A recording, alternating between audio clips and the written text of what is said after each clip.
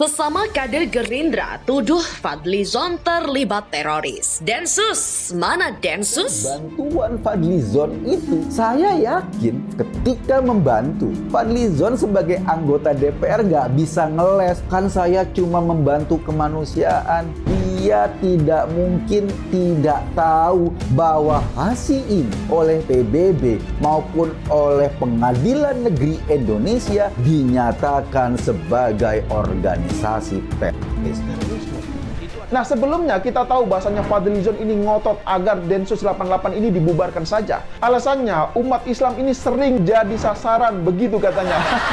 Menurut saya, jika saat ini ada yang menginginkan pihak Densus 88 dibubarkan, maka bisa jadi mereka ini adalah bagian dari terorisme. Nah, saya kok jadi bertanya-tanya, jangan-jangan Fadlizon ini ingin menjadi bapak pelindung teroris Indonesia? Ya siapa tahu kan, mumpung posisi ini belum ada yang menempati, jadi Fadlizon ingin mengambil posisi ini. Baru-baru ini, ya mungkin Fadlizon ini nggak kuat puasanya, jadi dia mulai lagi sama kebiasaan lamanya itu. Dia nyinyir lagi sama pemerintah. Tapi ya bukan Pak Fadlizon namanya kalau kemudian dia malah nggak jadi bulan-bulanan netizen. Jadi bahan cemohan, jadi bahan guyonan juga lur. Ya memang kalau dipikir-pikir Pak Fadlizon ini memang sumber kelucuan ya lur. Fadlizon, orang ini aneh juga gitu loh. Orang yang apa ya, anggota DPR, pernah jadi wakil ketua, tapi ucapannya kok sangat dangkal ya. Jangan menjadi orang yang mencela-mencele gitu ya. Ini berbahaya. Hati-hati berkomentar. Jangan membuat gaduh di ruang publik.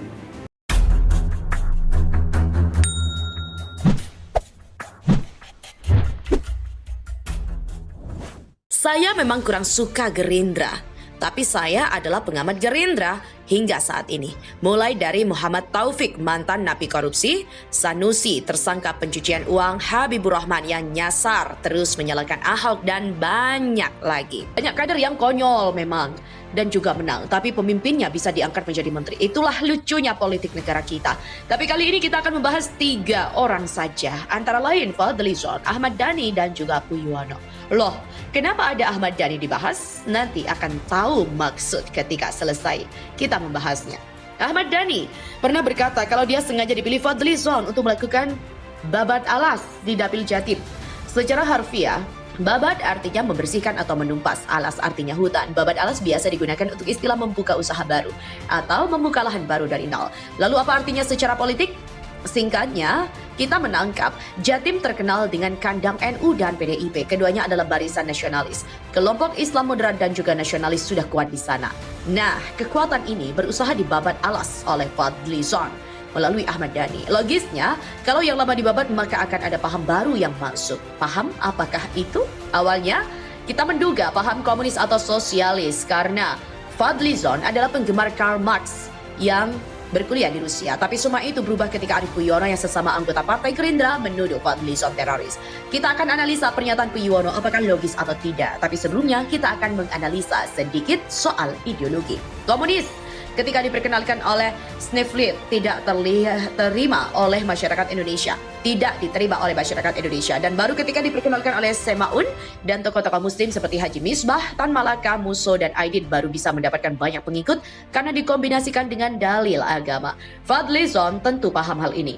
Maka beliau tidak mungkin memakai ideologi yang gagal ini. Tapi dia pasti belajar kalau penggunaan agama dalam politik telah membuat komunis yang awalnya tidak laku menjadi laku.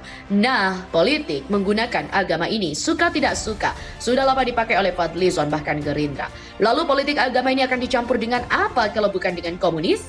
Kita tahu kalau Fadlizon ini dekat dengan Soeharto dan mendambakan era otoriter seperti era Soeharto. Tapi model otoriter ini sudah banyak tumbang di banyak negara. Fadlizon pasti paham ini. Maka perlu dicari apa ideologi otoriter yang menggunakan politik agama dalam penyebarannya. Khilafah solusinya. Jadi inilah alasan Fadlizon dekat dengan fans khilafah. Kasus dan harus kita akui kalau dugaan selama ini salah. Kita mengira kalau Fadli hanyalah menjaga konstituen, tapi ternyata alasan sebenarnya adalah karena mereka sepaham dan sama-sama ingin berkuasa di Indonesia. Nah, dalam penyebaran saat ini, gerakan khilafah identik dengan aksi terorisme dengan dalil jihad bela agama. Ini bukan ajaran agama, tapi agama digunakan untuk kepentingan politik. Maka pernyataan Puyono bahwa Fadlizon terlibat teroris sangat masuk dengan analisa ideologi sebelumnya. Tapi baiklah, kita simak dan juga analisa dulu sebelum ambil kesimpulan. Tokoh politik yang usul Densus 88 dibubarkan pasti punya hubungan khusus dengan jaringan teroris dunia. Tujuannya memperkuat jaringan teroris subur di Indonesia, kata Arif dalam keterangan kepada republika.co.id.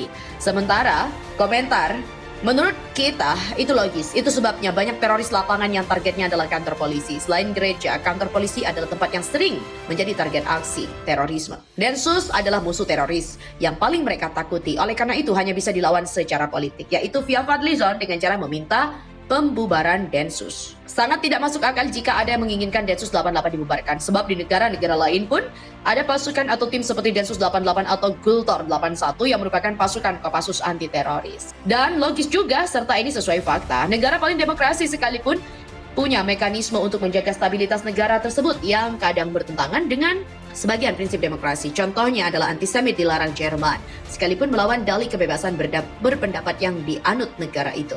Densus adalah mekanisme negara untuk menjaga stabilitas. Densus memiliki hak untuk mendahului aksi terorisme dan melakukan penangkapan sebelum aksi terjadi. Inilah yang kadang dimainkan politisi busuk dengan dalil Indonesia negara hukum. Harus terjadi dulu bom meleduk, baru boleh tangkap. Tolol memang, tapi inilah jelas sistem demokrasi kita. Nah, jika ada tokoh politik atau pejabat negara yang menginginkan dan mengusulkan Densus 88 dibubarkan, maka BIN, Polri, dan TNI untuk bisa mengawasi dan menyelidiki keterkaitan tokoh-tokoh yang menginginkan Densus 88 dibubarkan. Sebab kemungkinan besar mereka bagian dari jaringan teroris dunia, kata Arif. Logis, dan saya setuju sekali. Tapi tentunya Densus yang lebih paham dan berwenang untuk menyelidiki dan mengawasi. Karena itu, Densus, mana Densus? Harus diperhatikan ini analisa Arif Puyono yang sesama kader Gerindra seperti Fadlizon. Entah sudah berapa kali saya menulis tentang Fadlizon. Yang terakhir itu pada akhir bulan Januari lalu. Waktu itu tentang nyinyiran Fadlizon kepada Presiden Jokowi terkait penamaan ibu kota negara yang baru. Saat itu Fadlizon pun ramai jadi perbincangan para netizen. Ya, karena penyinyiran dan juga menyerang Presiden Jokowi.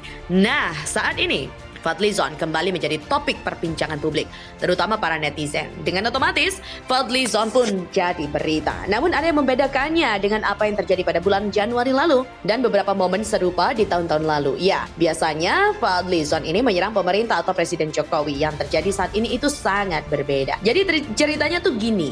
Pada tanggal 9 Maret lalu, Densus 88 menembak seorang tersangka teroris Dr. Sunardi. Tindakan Densus 88 ini sudah dipastikan sesuai dengan prosedur karena tersangka ini melakukan perlawanan yang agresif dan juga membahayakan keamanan masyarakat sekitarnya. Logika saja ya, kalau tidak bersalah kan tidak perlu lari dan sampai kejar-kejaran dengan polisi. Menurut Polri, dokter ini adalah seorang petinggi organisasi teroris Jamaah Islamiyah